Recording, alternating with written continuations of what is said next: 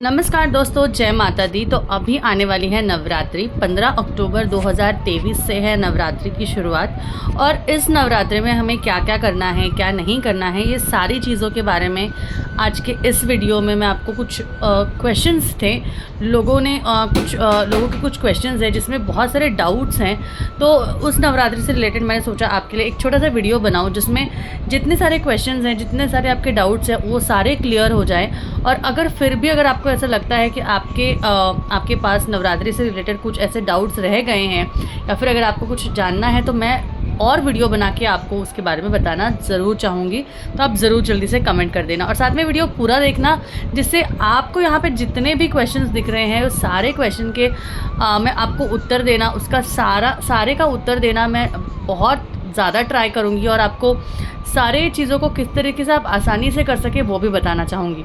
तो चलिए वीडियो की शुरुआत करते हैं। वीडियो की शुरुआत करने से पहले अगर आपने अभी तक हमारे चैनल को सब्सक्राइब नहीं किया होगा तो सब्सक्राइब कर लीजिए, क्योंकि अभी ऐसे बहुत सारे वीडियोस इस नवरात्रि में और आने वाले जितने भी फेस्टिवल्स हैं, जितने भी त्यौहार हैं, उसके लिए बहुत अच्छे अच्छे वीडियोज़ आने वाले हैं। तो ज़रूर नवरात्रि के बाद जो भी वीडियोज़ आएंगे उनको देखने के लिए आप सब्सक्राइब कर लीजिए। वीडियो बनाने में थोड़ी बहुत मेहनत लगती है, तो उसके लिए वीडियो को लाइक कर देना। चैनल को सब्सक्राइब करने के बाद उसको बेल को भी क्लिक कर देना, मतलब आगे आने वाली वीडियोज़ भी आपको पता चल जाएंगी। तो सबसे पहले जैसे अभी बहुत लोगों का क्वेश्चन था ये कि नवरात्रि में हम लोग जो कन्या खिलाते हैं, हम हवन करते हैं, वो क्यों करना ज़रूरी है। साथ ही में देवी को लौंग इलायची का जो नैवेद्य होता है, जो भोग होता है, वो कब चढ़ाते हैं, क्यों चढ़ाते हैं, कैसे चढ़ाते हैं, क्या करना चाहिए।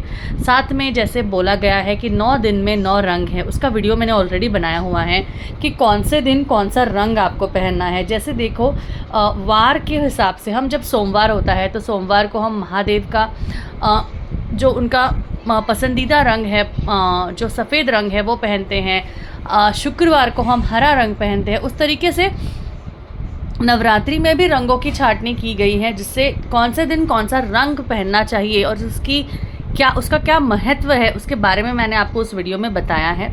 ये इसी 9 दिन में होता है। बाकी के दिनों में ये चेंज होते रहते हैं। उसके भी वीडियोस मैं आगे आपके लिए बनाऊंगी। उसके बाद जो मासिक धर्म होता है, 4 दिन का मासिक धर्म होता है। तो किसी को अगर समझो अभी चल रहा है और पहले दिन अगर किसी का चौथा दिन है, किसी का अगर समझो उस दिन किसी का पहला दिन आ गया, तो क्या कर सकते हैं, क्या नहीं कर सकते हैं, ये सारी चीज़ों के बारे में हम आज बात करेंगे। और सबसे बड़ा प्रश्न आजकल हर जगह, गुजरात में ही नहीं लेकिन आजकल हर जगह डांडिया, गरबा ये खेला जाता है। और उस हिसाब से वो एक पारंपरिक तो चीज़ है ही, लेकिन उसको ज़्यादा उत्साहित बनाने के लिए लोग अलग अलग कपड़े पहनते हैं, घाघरा पहनते हैं। तो उसमें आजकल वो जो नवरात्रि के जो कपड़े आते हैं, उसमें काले रंग का, पीले रंग का कॉम्बिनेशन के जो कपड़े होते हैं वो बहुत होते हैं। और उसमें काले रंग का ड्रेस ज़्यादा घूमता है, जिसमें घेर होता है। तो लोगों का कहना है कि गरबा में हम काला रंग पहन सकते हैं क्या। तो ये सारी चीज़ों के बारे में बात करेंगे। तो सबसे पहले बात कर लेते हैं गरबा वाली। सादा सिंपल इसका मैं उदाहरण आपको दूंगी कि देखिए, जैसे अभी आप माँ की नवरात्रि के लिए जाएंगे। नवरात्रि के मतलब जो ये डांडिया नाइट्स हैं, जो ये जो गरबा है, ये आप देवी का उत्सव है, इसलिए आप आनंदमय होकर नाचते हैं। आप ये जागरण करते हैं, ये जागरण होता है। ये आप डांडिया या फिर ये सिर्फ आप नाचने के लिए नहीं जाते हैं, ये आप जागरण किया जाता है। पहले के लोग रात को जागरण हो जाए और ऐसे बैठ के जागरण नहीं होता है, उस हिसाब से ये एक परंपरा बनाई गई। तब लोगों को आनंद होता था, उस हिसाब से वो गरबा डांडिया ये करते थे, जिससे लोग जागे भी रहे, माँ का नाम भी लिया जाए, ये सारी चीज़ें होती थी। तो इसलिए पहले क्या होता है, उसकी परंपरा होती है कि माता की पूजा की जाती है, फिर उनकी आरती की जाती है, भोग चढ़ाया जाता है। ऐसे बहुत सारी चीज़ें होती हैं। लेकिन अगर आप ये सारी चीज़ें करने के लिए, और अगर आप सिर्फ नाचने के लिए जा रहे हैं, अगर आप सिर्फ गरबा खेलने के लिए जा रहे हैं, तो आप काला रंग तो वो आप अपने हिसाब से देखिए कि आपको क्या सही लगता है, क्या गलत। लेकिन अगर आप वहाँ पे पूजा में भी रहेंगे, तो मुझे तो नहीं लगता कि हमारे पास इतने रंग बिरंगे रंग हैं। हम बहुत सारे रंग पहन सकते हैं, क्यों काला ही पहनना। और वो भी अगर हम लोग देवी के हिसाब से अगर जा रहे हैं। आप अगर घाघरा ही पहनना चाहते हैं तो कोई अच्छे रंग का घाघरा पहनिए, कुछ अच्छा फुदकता हुआ रंग पहनिए, जिससे आपको भी अच्छा लगेगा और आपका दिन भी अच्छा जाएगा। उसके बाद बात कर लेते हैं कि नवरात्रि में कन्या खिलाना है, हवन करना है। तो हवन करना इसलिए होता है क्योंकि नवचंडी का हवन करना बहुत ही ज़्यादा महत्वपूर्ण है, क्योंकि हमारे घर में जो कोई दोष होते हैं, जो कोई चीज़ें संकटें आती हैं, उनको दूर करने के लिए, माता का आशीर्वाद साल भर हमारे साथ रहे, उसके लिए नवचंडी का होम किया जाता है, हवन किया जाता है। और कन्याओं को खिलाना मतलब माता के जो 9 रूप हैं उनको प्रसाद, मतलब उनके नाम से वो प्रसाद देना, ये सारी चीज़ें बहुत महत्वपूर्ण होती है, हमें बताई गई है। हम उस हिसाब से वो करते हैं, जिसके घर में जो परंपरा है। बहुत सारे लोग 7वें दिन करते हैं, बहुत सारे लोग अष्टमी के दिन करते हैं, बहुत सारे लोग 9 दिन में कभी भी कर लेते हैं।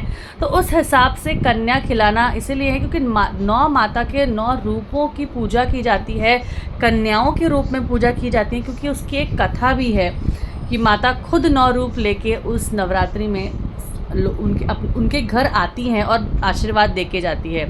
उसके बाद माता को बहुत ज़्यादा पसंद, ऐसे बताया जाता है कि जब भी माता का आशीर्वाद हमें चाहिए, मंगलवार हो तो लौंग चढ़ाइए, माता को लौंग चढ़ाइए, इलायची चढ़ाइए। जब हम किसी भी सुहागन की समझो ओटी भरते हैं, सुहागन की अगर हम लोग उनकी जो ओटी भरन मतलब क्या उसमें जो उसको साड़ी दी जाती है, ब्लाउज़ पीस दिलाया जाता है, उस टाइम पे जब हम उनको देते हैं तो उसमें भी लौंग इलायची, मतलब एक सुहागन का वो एक प्रतीक है माता का, उसमें आपको एक आशीर्वाद मिलता है।